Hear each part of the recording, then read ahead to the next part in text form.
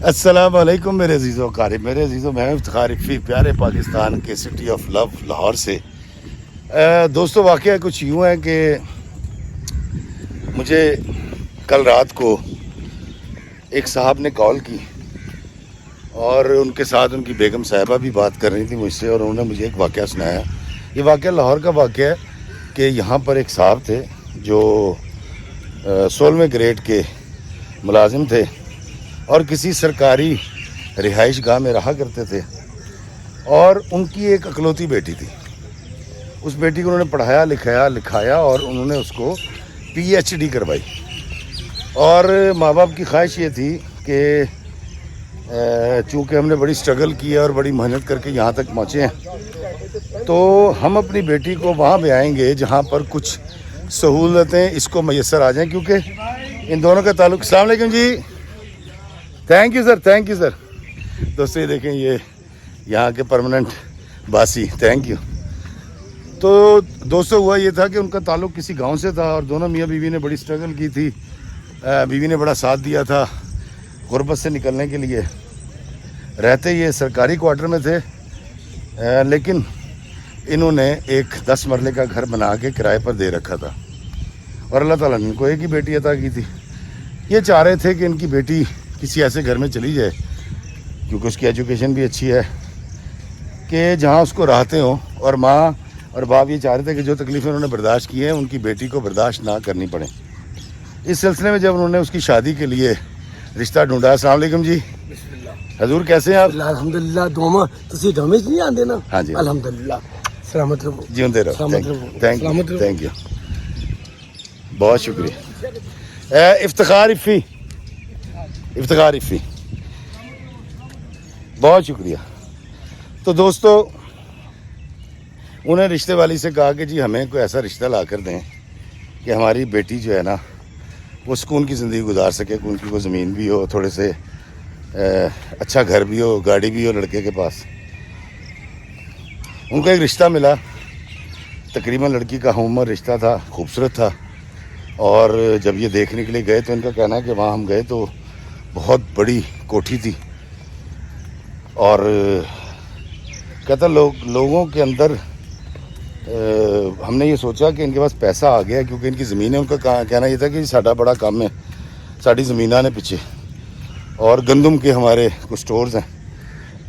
تو یہ خوش ہو گئے، چلیں ان کی بیٹی کو ایک اچھا رشتہ مل گیا، اور اس رشتہ ملنے کے بعد وہ بڑے شاد تھے، تو انہوں نے اپنی بیٹی بیاہ دی اس کے ساتھ، اور جو کچھ یہ دے سکتے تھے انہوں نے 3 تولے 4 تولے زیور بھی دیا، اور بڑی خوشیاں منائیں۔ بیٹی نے کچھ مہینے بعد آ کر بتایا کہ جی پہلے پتہ یہ چلا جی کوٹھی کرائے کی تھی، کوٹھی گئی، کرائے پر چلے گئے کہیں اور چھوٹے سے علاقے کے اندر، پھر پتہ لگا جی گاڑی جو کرائے کی تھی، تو لڑکی کے باپ کو سال بھر کا گاڑی کا کرایہ بھی بھرنا پڑا۔ اس کے بعد پتہ چلا کوئی زمینیں ان کی نہیں ہیں، اور یہ جھوٹے لوگ ہیں، اور بچی کا زیور ہی بیچ کے کھا لیا۔ اور اب صورتحال یہ ہے کہ ماں باپ جو ہیں وہ اس بچے کو کاروبار کروا رہے ہیں۔ تو ابھی خیر اولاد تو نہیں ہوئی، تو میں نے ان کو یہی مشورہ دیا۔ وہ مجھ سے کہہ رہے تھے ہم کیا کریں، ہماری بچی سے برداشت نہیں ہوتا، وہ سوچتی رہتی ہے کہ اس نے ہمیں دھوکہ دیا، یہ جھوٹے لوگ ہیں، اور ساس جو ہیں وہ ناک پہ مکھی نہیں بیٹھنے دیتی۔ ہم ان سے یہ بات بھی نہیں کر سکتے کہ تم نے دھوکہ کیسے دیا، کیونکہ وہ ہماری بیٹی کو لان تان بھی کرتے ہیں، بلکہ 1-2 بار مارا بھی ہے۔ تو میں نے ان سے کہا، میں نے کہا یار، جو داماد عورت پہ، مطلب اپنی بیوی پہ، آپ کا اگر داماد آپ کی بیٹی پہ ہاتھ اٹھا رہا ہے تو طلاق لے لیں، یہ تو کوئی طریقہ کار نہیں ہے کہ اتنا بڑا فراڈ کرنے کے بعد پھر اس کے بعد سینہ زوری بھی کر رہے ہیں۔ تو وہ ذرا خائف تھے طلاق کے نام سے، ساڑھے کار چکتی طلاق نہیں ہوئی، اس طرح کی چیزیں۔ دوستو، یہ واقعہ کیوں ہوا، اس کا کیا انجام ہوگا، جب ہوگا میں آپ کو بتاؤں گا، لیکن یہ واقعہ اس لیے ہوا کہ لڑکی کے ماں باپ نے یہ چاہا کہ ان کا داماد ویل سیٹلڈ ہو یا سیٹلڈ ہو، اور اس چکر میں کیونکہ انہوں نے تھوڑا سا لالچ کیا، جس طرح وہ بتا رہے ہیں کہ جی ہمیں اخلاقی طور پہ اتنے اچھے لوگ نہیں لگے تھے، لیکن ہم نے کہا چلو یار، کیونکہ لڑکے کے باپ سے گفتگو کے دوران 1-2 دفعہ گالی نکل گئی تھی منہ سے محفل میں، تو یہ کہتے ہیں ہم نے کمپرومائز اس لیے کر لیا کہ چلو یار بچی ہماری خوش رہے گی. ہم ایک تو یہ بہت زیادہ کرتے ہیں. دوستو اس واقعے کو یہ دیکھیں, یہ جامن آ چکے ہیں, یہ دیکھیں یہ دیسی جامن ہے لارنس گارڈن کے, آپ یہاں سے لے کر کھا سکتے ہیں. دوستو ہم ایسا کرتے کیوں ہیں؟ وہ کسی نے کہا تھا کہ جب تک لالچی زندہ ہے فراڈیا نہیں مر سکتا. ایک بچی جس کی زندگی سٹیک پہ لگی, اور اس طرح کی کئی بچیوں کی زندگیوں کو مسئلے ہیں. میرے ذہن میں ایک سوال یہ آ رہا تھا, ہم کتنے سادے اور شریف لوگ ہیں ہم والدین, کہ ہمارے ماں باپ ہمیں کہانی سناتے ہیں کہ جب میرا بیاہ ہویا نا تو گھر چ کچھ بھی نہیں سی, انہاں دی تنخواہ بھی کچھ نہیں سی, تے اسی فاقے بھی کیتے نے. میں خود آپ کو اپنی کہانی سنا چکا ہوں کہ جب میری شادی ہوئی تھی تو 3,000 روپے تنخواہ تھی, اور میرے پاس ایک موٹر سائیکل ہوا کرتی تھی جس میں پیٹرول بھی نہیں ڈلوا سکتا تھا, اور آج اللہ کا شکر ہے میرے پاس سب کچھ ہے. حتیٰ کہ آپ خود اپنی زندگیوں کو اگر دیکھیں تو آپ بھی یہ بتائیں گے کہ یار ہم نے سٹارٹ کیا, ہماری شادی ہوئی, ہمارے پاس کچھ نہیں تھا, پھر ایسے کیا, پھر کمیٹیاں ڈالی, پھر ٹرانسفر ہو گئی, پھر بزنس کیا, اور پھر یہاں تک پہنچے. یہ کہانیاں عموماً بڑی بڑی کوٹھیوں میں, بڑی بڑی گاڑیوں کے اندر اور بڑی بڑی محفلوں میں سنائی جاتی ہیں کہ ہم یہ تھے اور اللہ تعالیٰ نے پھر کرم کیا اور ہم یہ ہو گئے. تو دوستو جس ملک میں 80% آبادی غریب ہو, جس میں سے صرف 3% ایلیٹ ہیں, 17% وہ لوگ ہیں ذرا بہتر کاروبار کر لیتے ہیں, پیٹ بھر کے کھا لیتے ہیں, ان کے پاس گھر ہوتا ہے, گاڑی گوڑی ہوتی ہے, کچھ وائی بی جی کی زمین بھی ہوتی ہے, باقی 80% تو میرے ایسے ہیں. تو میں اپنے جیسوں کو مخاطب کر کے کہہ رہا ہوں, ہم 80% اپنے جیسے رشتے کیوں تلاش نہیں کرتے؟ ہم کیوں وہ گیڑا, وہ چکر بچانا چاہتے ہیں جو ہماری ماں نے بھی کاٹا تھا ہمارے باپ کے ساتھ, ہماری بیوی نے بھی کاٹا ہمارے ساتھ, اور پھر ہم ہوئے اس قابل کہ بچے بھی آ سکیں یا گھر لے سکیں یا گاڑی لے سکیں.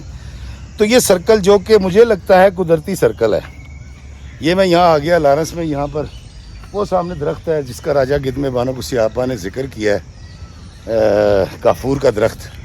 تو مجھے اس لیے بانو کسی آپا اور اشفاق صاحب یاد آ گئے. بانو کسی آپا لکھتی ہیں کہ اشفاق صاحب جو ہیں وہ ایک مزنگ روڈ سے پیدل جایا کرتے تھے, جہاں پر آج غازی روڈ ہے نا, یہاں پر کیمپس لگے ہوئے تھے ان مہاجروں کے جو ہندوستان سے آئے تھے. میں 47 کے بعد کی بات بتا رہا ہوں. اور وہ وہاں جا کر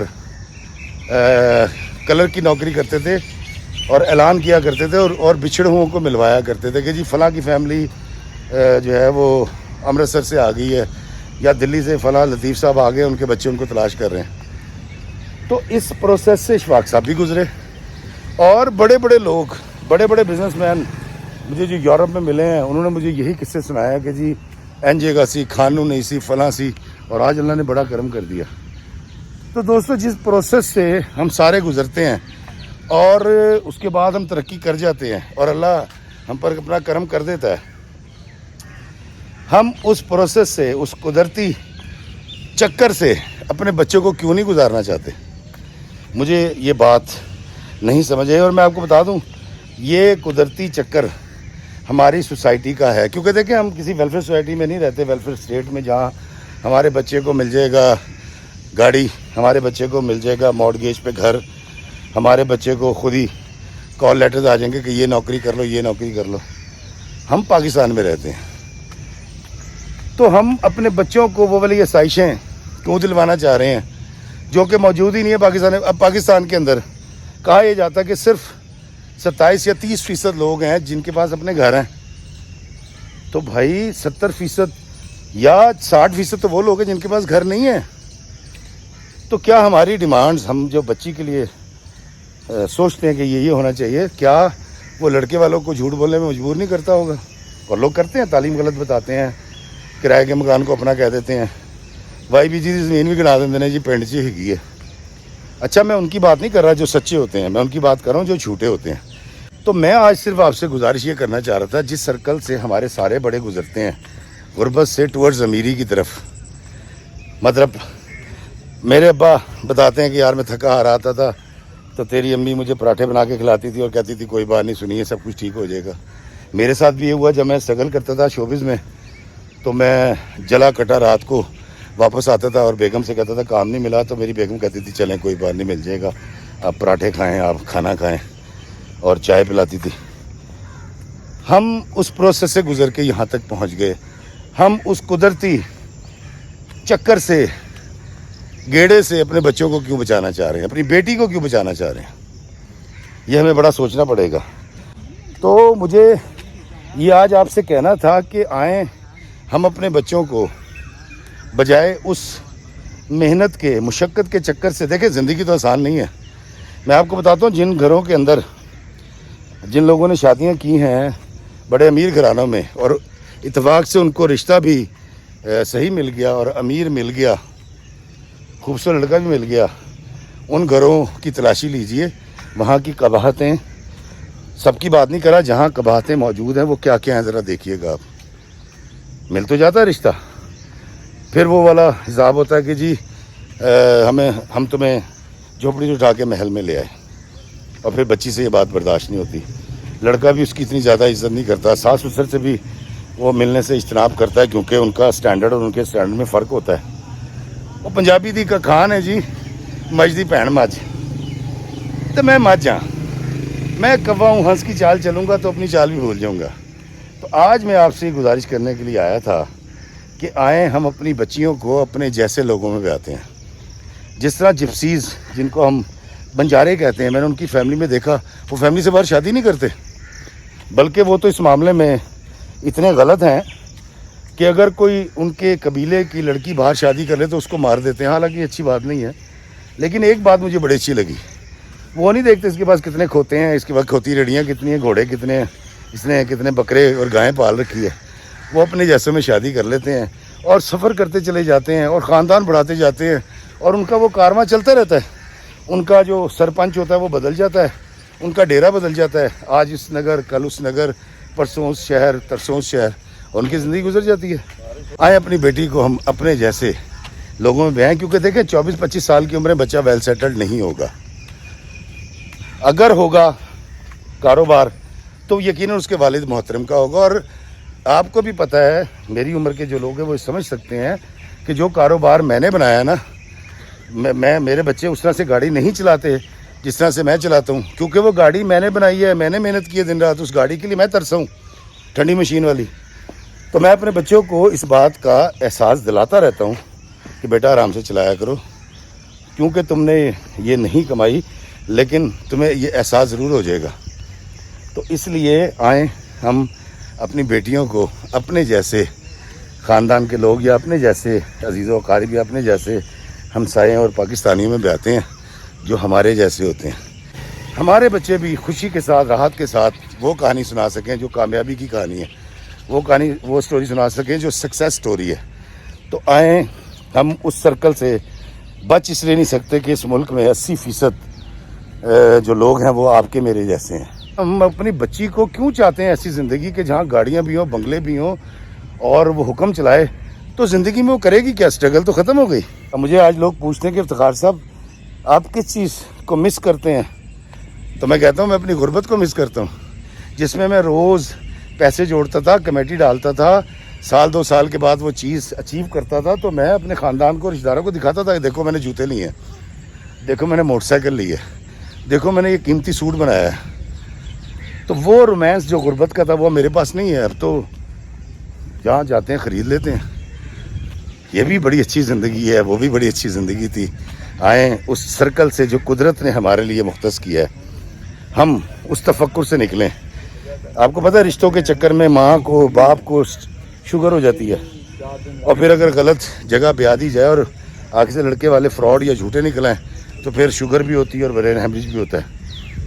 تو آج کی گزارش, اتنا کچھ کہنے کے بعد میں صرف یہ کہنا چاہوں گا کہ ہمیں اپنے بچوں کو, اپنی بیٹیوں کو بیانا ہے اپنے جیسے خاندانوں کے اندر, جہاں پر وہ اسٹرگل کرے گا, ہماری بیٹی اس کا ساتھ دے گی, دونوں مل کے سپنے دیکھیں گے, اور پھر آہستہ آہستہ آہستہ زندگی بھی گزرتی جائے گی اور وہ ترقی بھی کرتے جائیں گے.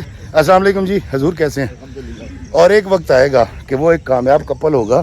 تو آئیں وہ سرکل جو سماجی طور پر یا قدرتی طور پر ہمارے لیے بن چکا ہے ہماری سوسائٹی کے اندر، ہم اس کو توڑنے کے بجائے اس سرکل سے گزرتے ہیں اور اپنی بیٹیوں کو سرکل سے گزارتے ہیں اور ان کو زندگی جینے کا، اسٹرگل کرنے کا، اپنے شوہر کے ساتھ محنت کرنے کا موقع دیتے ہیں، تاکہ وہ بھی آپ کی طرح میری طرح کل کو ایک سکسیس سٹوری سنا سکیں کہ دیکھو ہم یہ تھے اور آج ہم نے یہ کر لیا۔ اس سارے عرصے میں اسٹرگل کے پیریڈ میں ایک اچھا کام یہ ہوگا کہ ان کو کرنے کے لیے کوئی کام مل جائے گا، ورنہ غالب نے کہا تھا کہ اگر آسانیاں ہو زندگی دشوار ہو جائے۔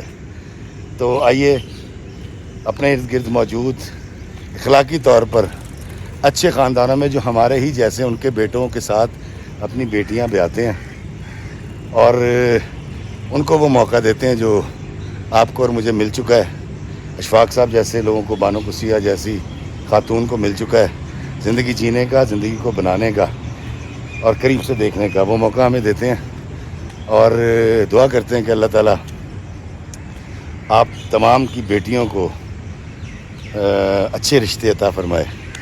اپنا ایکسپیرینس مجھ سے ضرور شیئر کیجیے گا اور اس پر ضرور بات کیجیے گا، کیونکہ آگے بھی میں اسی سیریز کے کچھ ویڈیوز کرنے جا رہا ہوں تاکہ آسانی پیدا ہو سکے۔ اللہ میں آسانی عطا فرمائے اور آسانیاں تقسیم کرنے کا شرف عطا فرمائے، آمین۔ السلام علیکم ورحمۃ اللہ وبرکاتہ۔